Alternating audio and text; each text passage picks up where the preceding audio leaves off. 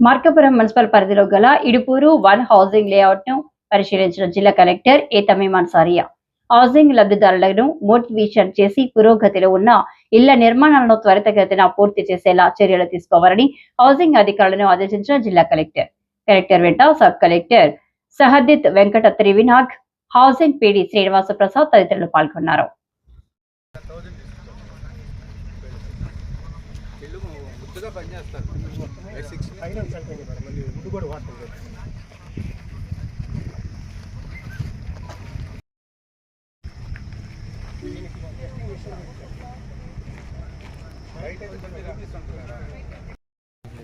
వచ్చేస్తే 4.5 లక్షలు అవుతుంది మేడం.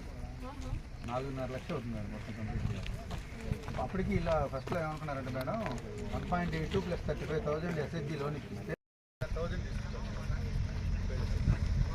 ఇల్లు ముద్దుగా పనిచేస్తారు.